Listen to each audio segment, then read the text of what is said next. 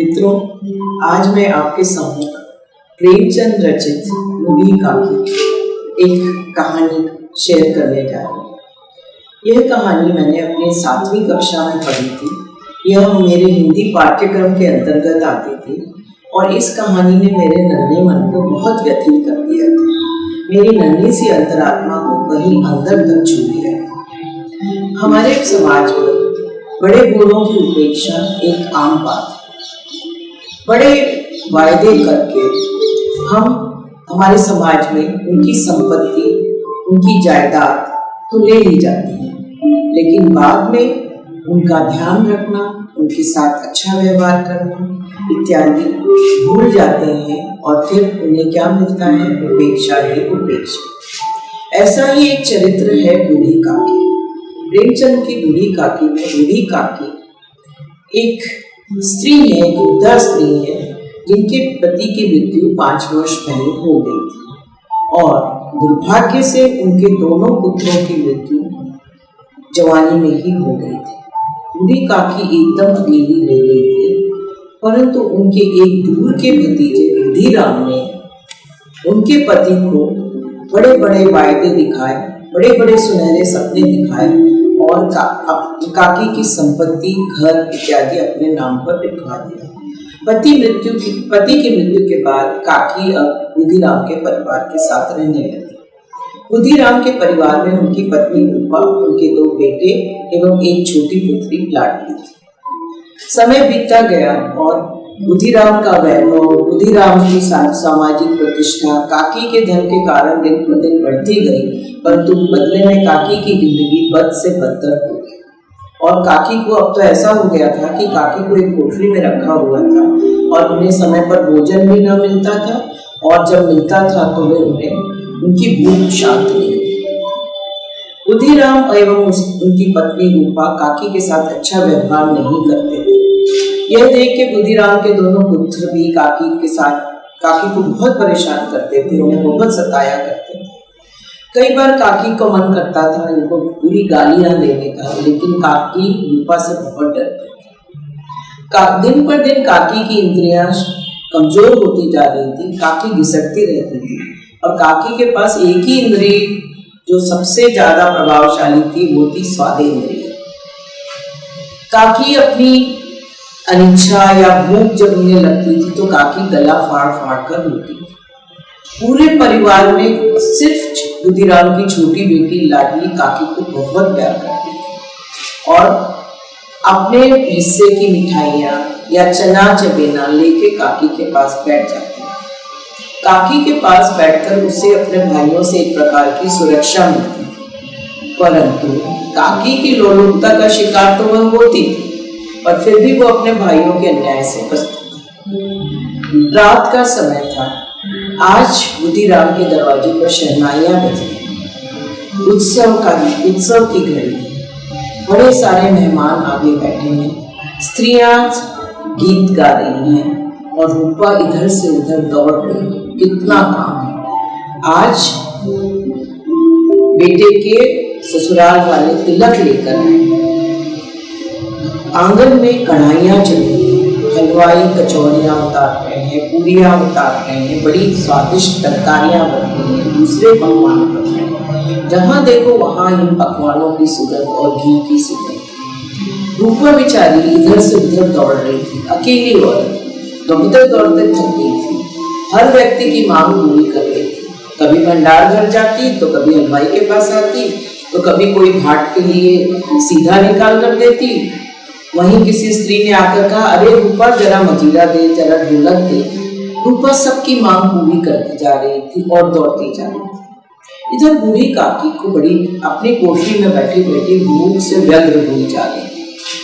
उनकी पूरियों की सुगंध, घी की सुगंध, पकवानों की सुगंध जैसे उनकी तृष्णा को बढ़ाए जा रहे थे और उनकी स्वादेंद्रियां अपनी चरम सीमा पर पहुंच गई थी। काकी को तो इंतजार था कि कहीं से कोई आए और उन्हें बुलाए और उन्हें स्वादिष्ट भोजन परसे, पर देखो किसी का ठिकाना नहीं था।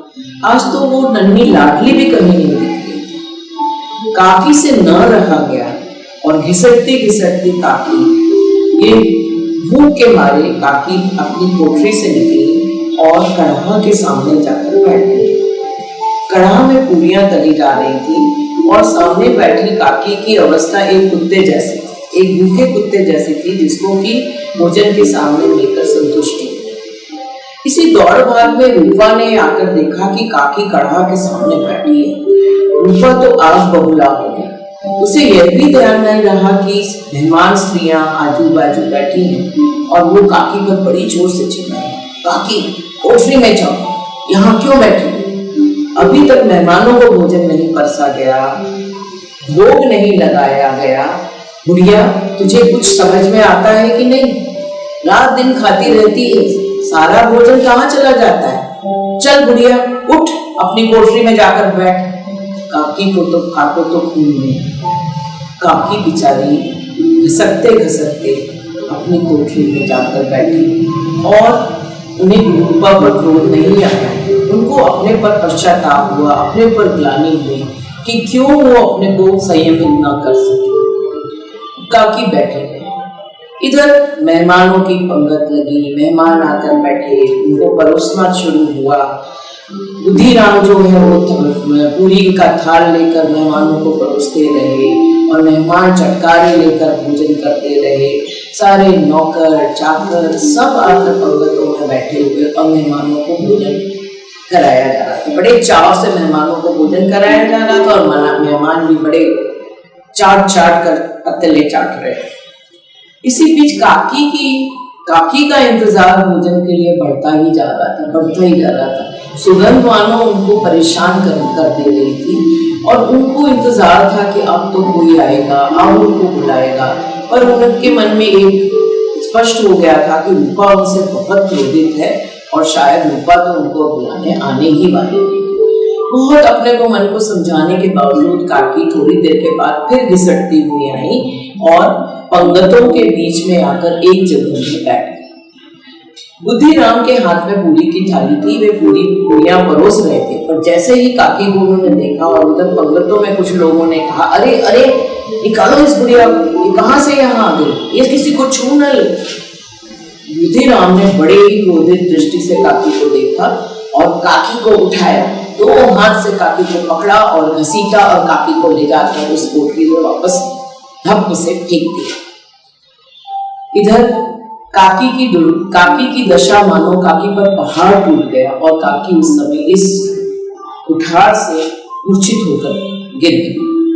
खाना चलता रहा था और रात भी आगे बढ़ती जा रही थी। धीरे धीरे काकी की मूर्छा टूटी और अब उनकी जठराग्नि ने जैसे कि आक्रामक हो गई थी जठराग्नि और उनसे तो बिना भोजन के रहा ही नहीं जा रहा था। पर चारों तरफ अब आवाजें भी बंद हो गई और ऐसा लगा कि सारे मेहमान खाकर चले गए हैं। और इधर बुद्धिराम और रूपा ने भी सोच लिया था कि आज काकी को उनके दुर्व्यवहार के लिए दंड अवश्य देंगे। इसीलिए किसी ने काकी को खाने के लिए नहीं पूछा और काकी जो है अपने कमरे में कोठरी में अकेली भूखी प्यासी पड़ी। लाडली ने काकी के साथ इस प्रकार का अन्याय होते हुए देखा तो लाडली ने अपने हिस्से की पूरियां अपनी गुड़िया की पिटारी में रखी और अब वो माँ के सोने का इंतजार कर रही थी। रात के 11 बजे का समय था। रूपा अब गहरी नींद में सो गई थी। मेहमान सब जा चुके थे। चारों ओर अंधेरा छा गया था और एक प्रकार की निस्तब्धता छाई थी। लाडली नहीं सो पाई। उसे लग रहा था कि कैसे जाके काकी को पूरियां खिलाऊं। रूपा धीरे से उठी, गुड़िया की पिटारी उठाई। उसे बहुत डर लग रहा था। चारों तरफ घनघोर अंधेरा छाया था। पर इसी तरह से लाडली काकी की कोठरी तक पहुंची। पड़ी हुई काकी को उसने जगाया, काकी उठो उठो, मैं तुम्हारे लिए पूरियां लाई। काकी एकदम से उठी और कहा, बेटा। अरे लाडली को लेकर अपनी गोद में बिठाया काकी ने और लाडली ने पिटारा उनके सामने किया और काकी ने पूरियां खाना शुरू किया। 5 मिनट में काकी पूरियां चट कर दी। अब ये इतनी पूरियों ने काकी की तृष्णा को और शुद्धाग्नि को और बढ़ा। काकी तो संयम से बाहर हो गई। काकी ने कहा, बेटा रूपा अपनी अम्मा से और पूरियां लेके आ जाना बेटा। तो रूपा बोली, नहीं काकी, अगर मैं अम्मा को जगाऊंगी तो अम्मा और मुझसे गुस्सा होगी। तो काकी से को और कुछ न सूझा तो काकी ने रूपा से लाडली से कहा, बेटा मुझे उस जगह ले चल जहां मेहमानों ने खाया। नन्ही लाडली काकी का अभिप्राय नहीं समझ सकी। किसी तरह से काकी का हाथ पकड़ा और काकी को घसीटते घसीटते उस जगह लाई जहां पर मेहमानों की झूठी पत्तलें पड़ी। काकी वहां बैठकर पूरियों के टुकड़े और कचौरियों के टुकड़े ले लेके झूठे टुकड़ों को लेके काकी खा रही थी और उसका स्वाद ले रही थी। काकी का दिल अंदर से कहीं ग्लानि से भर गया था कि यह मैं सही नहीं कर रही हूँ, लेकिन भूख ने गलत और सही का कोई निर्णय लेने का संभव नहीं था और काकी खा ली थी। इसी समय रूपा की आंख खुली। उसने लाडली को अपने पास नहीं पाया। वो उठी और रूपा को खोजने के लिए वो आंगन में आगे आई और उसने देखा कि अरे काकी तो पत्तलों की झूठी पत्तलों में से पूरियां और कचौड़ियां खा रही है। रूपा यह दृश्य देखकर धक्क रह गई। उसका दिल जैसे सन्न रह गया और उसे आकाश की तरफ देखा। उसने हाथ जोड़ा, हे परमात्मा, तुम मुझे इस अन्याय के लिए, इस दुर्व्यवहार के लिए सजा मत देना। मैं ये क्या कर रही हूँ? मेरे परिवार के साथ क्या हो सकता है? उसे लगा कि जिसके कारण उसका ये वैभव है, जिसके कारण आज उसने सैकड़ों लोगों को खिलाया और घर में उस वृद्धा को, उस असहाय विधवा को उसने खाना नहीं दिया। रूपा को तो काटो तो खून नहीं।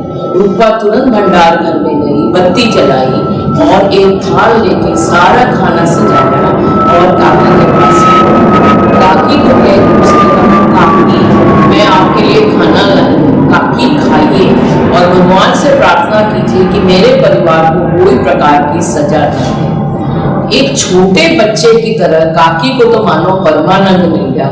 काकी के मन में कोई क्रोध नहीं, कोई ग्लानि नहीं और काकी थाल में बैठकर बड़ी रुचि से, बड़े स्वाद से छोटे बच्चों की तरह सब पकवान खा रही थी और रूपा दूर में निस्तब्ध खड़ी इस आनंद को देख रही।